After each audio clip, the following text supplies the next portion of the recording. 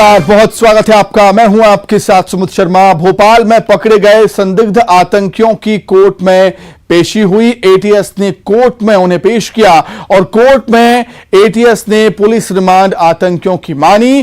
Court ने police की मांग को स्वीकार किया और कोर्ट ने 19 मई तक आरोपियों को पुलिस रिमांड पर भेज दिया है। बड़ी कार्रवाई यहां पर एटीएस की टीम ने की है। भोपाल छिंदवाड़ा से कई संदिग्ध आतंकी गिरफ्तार हुए, पकड़े गए। एटीएस ने उन्हें कोर्ट में पेश किया। कोर्ट में एटीएस ने पुलिस रिमांड इन आतंकियों की मांगी थी और कोर्ट ने मंजूर कर दिया है। कोर्ट ने 19 मई तक आरोपियों को पुलिस रिमांड पर भेजा है। पुलिस अब कलाई से, एटीएस कलाई से अब इन आतंकवादियों से पूछताछ करेगी।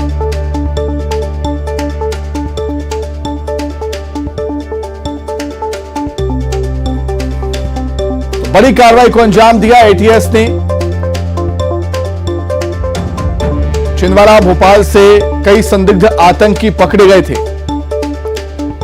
आतंकियों को पकड़ने के बाद एटीएस ने इन्हें कोर्ट में पेश किया और रिमांड मांगी इनकी।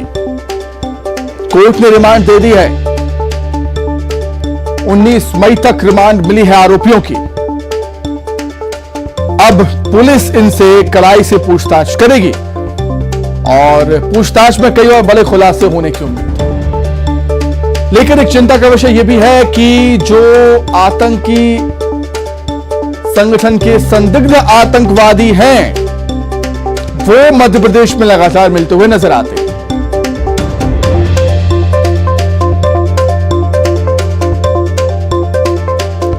चलिए अधिक अपडेट के लिए सीधे भोपाल के रुख कर लेते हैं। सहयोगी जितेंद्र शर्मा भोपाल से लाइव जुड़ गए हैं। जितेंद्र, कोर्ट में एटीएस ने पेश किया इन संदिग्ध आतंकियों को, रिमांड मांगी और कोर्ट ने रिमांड दे दी है 19 मई तक। कड़ाई से पूछताछ होगी। पूछताछ में कई बड़े खुलासे होने की उम्मीद। जितेंद्र, बिल्कुल, अगर बात करें तो ये एक एटीएस ने तुरंत तत्परता दिखाते हुए जो 10 लोगों को हिरासत में लिया था उन्हें कोर्ट में पेश किया, जहां पर जो है 19 मई तक इन लोगों को रिमांड पर भेज दिया गया। पुलिस अब इनसे और सख्ती से पूछताछ करेगी, क्योंकि सबसे बड़ी बात यह है कि ये जो 10 लोग हैं इनकी पूरी प्रोफाइल खंगाली जा रही है। इनका डाटा कलेक्ट किया गया, इनके मोबाइल जब्त किए गए, इनके घर से जो एक भड़काऊ सामग्री जब्त हुई है वो सारी चीजों का मिलान किया जाएगा। इनके अलावा इनके जो मोबाइल कॉल और इनके अलावा इनके जो एटीएम है उसमें कहां से ट्रांजैक्शन वगैरह हुए, क्या क्या लोग अभी तक कर रहे थे, इनके जो संपर्क है, इनके गुर्गों, इनके जो अन्य आकाओं से, इन सारी चीजों की तफ्तीश की जाएगी। उसके बाद और भी बड़े पैमाने पर गिरफ्तारी हो सकती है आने वाले दिनों में। बिल्कुल, गिरफ्तारी तो हो सकती है जितेंद्र, लेकिन चिंता का विषय यह है कि मध्य प्रदेश, जो कि शांति का टापू कहा जाता है, वहां पर आतंकी संगठनों से जुड़े लोग लगातार मिल रहे हैं। चाहे वो सिमी की बात हो, जेएमबी की बात हो या फिर बात हो पीएफआई से जुड़े संदिग्ध आतंकवादियों की। जितेंद्र, बिल्कुल सुमित, अगर बात करें तो कहीं ना कहीं शांति के टापू को कहीं नजर लग चुकी है और इस तरह की जो आतंकी गतिविधियां हैं वो लगातार पिछले कई सालों से यहाँ पनप रही हैं। उसी का मुंह तोड़ जवाब देने में सुरक्षा एजेंसियां लगी हुई हैं। एनआईए, एटीएस लगातार धरपकड़ करती है, मगर कह सकते हैं कि ये खुफिया तौर पर जब इन्हें इन्फॉर्मेशन मिलती है। हालांकि ऐशबाग और जहांगीराबाद और पुराना भोपाल इस तरह का गढ़ बन चुका है। यहाँ पर पहले भी पीएफआई से जुड़े संगठन के लोगों को गिरफ्तार किया गया। तो कह सकते हैं इस तरह से और जो ये स्लीपर सेल छुपे हुए हैं उन तक पुलिस पहुंचेगी, मगर थोड़ा देर और थोड़ा समय जरूर लग रहा है। जितेंद्र, आपका बहुत शुक्रिया जुड़ने के लिए, तमाम बातचीत के लिए। अब बात करेंगे श्योपुर से मिल रही बड़ी खबर की, जहां कूनो नेशनल पार्क में एक और चीते की मौत हो गई है। जी हां, मादा चीता दक्षा ने दम तोड़ दिया। 2 नर चीतों ने हमला कर दिया था उस पर, बताया जाता है। अब तक 3 चीतों की मौत हो चुकी है कूनो नेशनल पार्क में। बेहद दुखद खबर और चिंतनीय भी, क्योंकि अब सवाल कहीं ना कहीं उठते हुए 3 महीने में 3 चीतों की मौत हो जाना। विलुप्त प्रजाति भारत में नामीबिया, साउथ अफ्रीका से चीते लाए, लेकिन लगातार निराशा ही मिल रही है अभी तक, तुम कह सकते हैं, क्योंकि 3 महीने में 3 चीतों की मौत हो गई।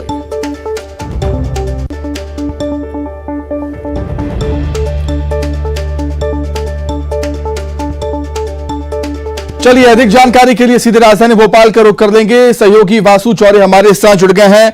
वासु, चिंता का विषय है क्योंकि 3 महीने में 3 चीतों की मौत हो जाना बड़ी बात।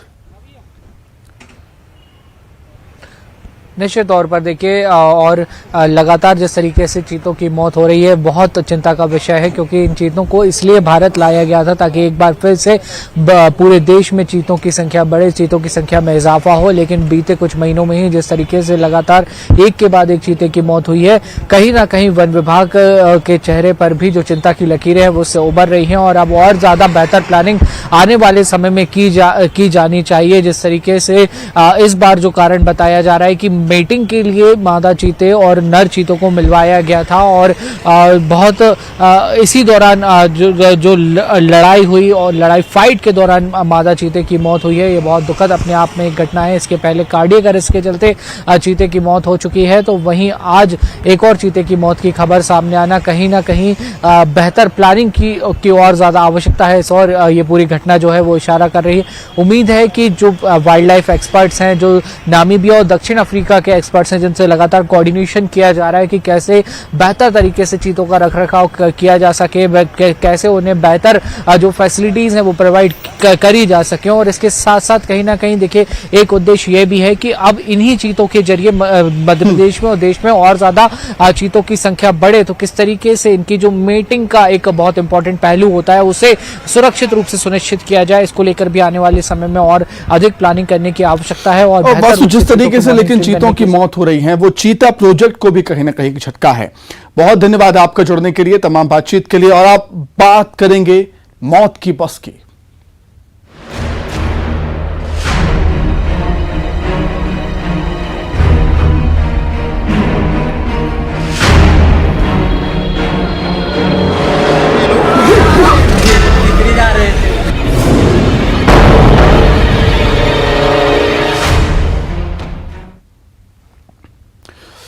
खरगोन में एक बहुत बड़ा हादसा हुआ है। बोराज नदी पर बने पुल से एक यात्री बस 50 फीट नीचे गिर जाती है। हादसे में 24 लोगों की जान चली गई। बताया जा रहा है कि 15 लोगों ने मौके पर ही दम तोड़ दिया था। जिला प्रशासन ने मौत की पुष्टि कर दी है। 20 से ज्यादा लोग घायल हैं। प्रधानमंत्री नरेंद्र मोदी, सीएम शिवराज सिंह चौहान और राष्ट्रपति ने भी, कई नेताओं ने इस हादसे पर शोक व्यक्त किया।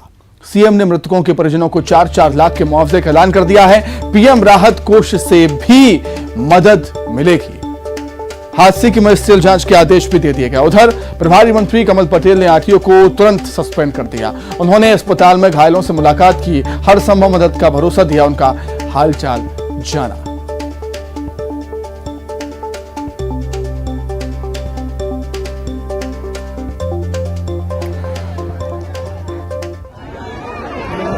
तो ये हादसे के वक्त की तस्वीरें थी जब ये हादसा हुआ था। मौके पर कई लोग पहुंचे थे, रेस्क्यू ऑपरेशन चला, जो घायल थे उनको अस्पताल पहुंचाया गया। लेकिन बताया जाता है कि 15 लोगों ने तो मौके पर ही दम तोड़ दिया था। अंदाजा आप लगा सकते हैं, यात्रियों से खचाखच भरी बस 50 फीट नीचे गिर जाती है तो क्या मंजर रहा होगा उस समय। हालांकि सरकार ने हर मदद का भरोसा यहां पर दिया है। 4-4 लाख के मुआवजे का ऐलान किया है।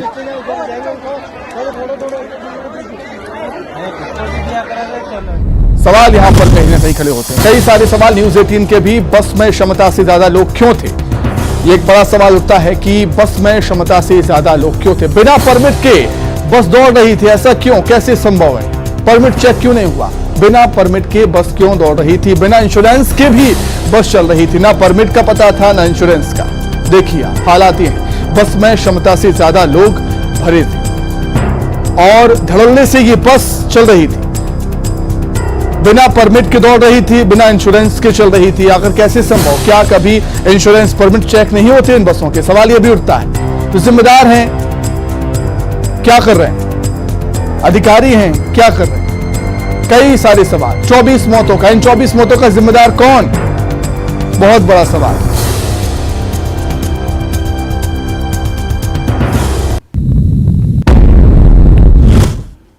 आगे बढ़ते हैं। नर्मदापुरम में आयकर विभाग ने बड़ी कार्रवाई की। कई कारोबारियों के यहां छापे मारे गए। सराफा व्यवसायी, कोलोनाइजर, कपड़ा व्यवसायी के यहां छापे मारे।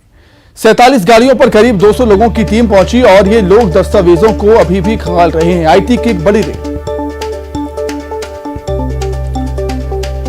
नर्मदापुरम में आयकर विभाग ने बड़ी कार्रवाई की। कई कारोबारियों के यहां छापे मारे गए हैं। सराफा व्यवसायी, कॉलोनाइजर, कपड़ा व्यापारी के यहां पर छापे पड़े हैं। 47 गाड़ियों पर करीब 200 लोगों की टीम पहुंची थी।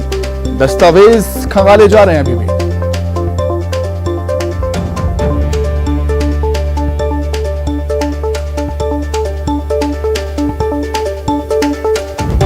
आय से अधिक संपत्ति का मामला है। शिकायत के बाद आईटी की टीम एक्टिव हुई और आप अंदाजा लगा सकते हैं कि कितनी बड़ी ये रेड है, क्योंकि 47 गाड़ियों पर करीब 200 लोगों की टीम पहुंची थी।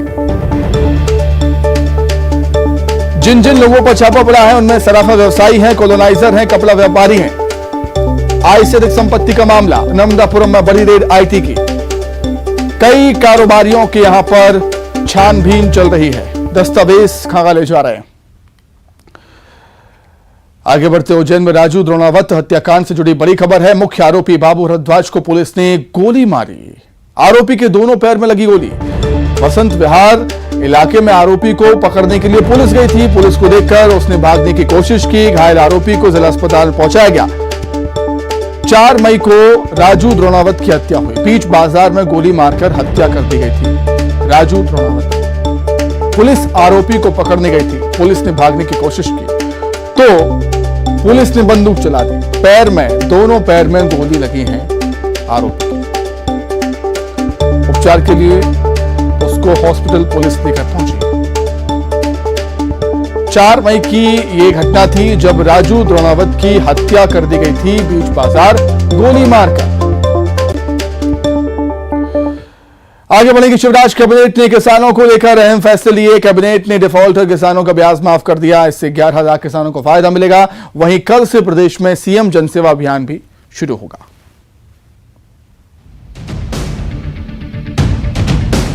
शिवराज कैबिनेट ने कई प्रस्तावों पर मुहर लगाई है। कैबिनेट ने डिफॉल्टर किसानों का ब्याज माफ करने का फैसला लिया है। इस फैसले से 11 लाख किसानों को फायदा मिलेगा। कृषि ऋण ब्याज राशि माफी योजना के लिए आवेदन भरवाए जाएंगे। हमारे संवेदनशील मुख्यमंत्री माननीय शिवराज सिंह चौहान साहब ने ऐसे सभी डिफॉल्टर किसान जो कर्जा माफी के कारण डिफॉल्टर हो गए थे, ऐसे 31 मार्च 2023 की स्थिति पर अल्पकालीन फसल ऋण एवं प्राकृतिक आपदा के कारण मध्यकालीन परिवर्तित ऋण मूलधन एवं ब्याज को मिलाकर रुपए 2 लाख तक का ऋण बकाया है, उनके सभी के ब्याज माफ किए जाएंगे। इस योजना के क्रियान्वयन से प्रदेश के सभी प्राथमिक कृषि एवं शाखा सहकारी समितियों के 11,19,000 डिफॉल्टर किसानों के ऊपर बकाया जो ब्याज की राशि है लगभग 2123 करोड़ रुपए माफ की जाएगी पूरे प्रदेश में। यह ऐतिहासिक निर्णय मध्य प्रदेश के माननीय मुख्यमंत्री संवेदनशील मुख्यमंत्री शिवराज सिंह चौहान साहब ने आज कैबिनेट में निर्णय किया है। वहीं कैबिनेट ने गेहूं खरीदी की तारीख भी बढ़ा दी है। गेहूं खरीदी की तारीख अब 10 मई से बढ़ाकर 20 मई कर दी गई। इसके अलावा किसानों को राहत देते हुए कैबिनेट ने 20 मई तक किसानों को 0% योजना का लाभ देने का फैसला लिया है। माननीय मुख्यमंत्री शिवराज सिंह चौहान जी गांव, गरीब और किसानों के मसीहा हैं। भारतीय जनता पार्टी की प्रदेश और केंद्र सरकार किसानों की सरकार है और इसलिए किसानों के हित में हमने आज कैबिनेट में महत्वपूर्ण निर्णय माननीय मुख्यमंत्री जी ने हम सबके सुझाव पर लिया है कि किसानों की जो गेहूं की खरीदी 10 मई आखिरी तारीख थी उसको बढ़ाकर 20 मई किया गया है। पहले 30 अप्रैल तक 0% ब्याज का लाभ अगर किसान जमा करता है पैसा तो उसको मिलेगा, उसको बढ़ाकर अब 20 मई कर दिया गया है, जिससे 20 मई तक जो भी किसान फसल बेचेगा उन सभी किसानों को 0% का लाभ मिलेगा। शिवराज कैबिनेट ने कल से जन सेवा अभियान शुरू करने का फैसला लिया है। इस अभियान के तहत 67 सेवाओं का लोगों को लाभ दिया जाएगा। तो वहीं प्रभारी मंत्री अपने जिले और प्रभार वाले जिलों की लगातार मॉनिटरिंग भी करेंगे। कैबिनेट ने छतरपुर का गौरीहार, देवास का टोंक, खुर्द और खंडवा के नए एसडीएम कार्यालय गठन को मंजूरी दे दी है।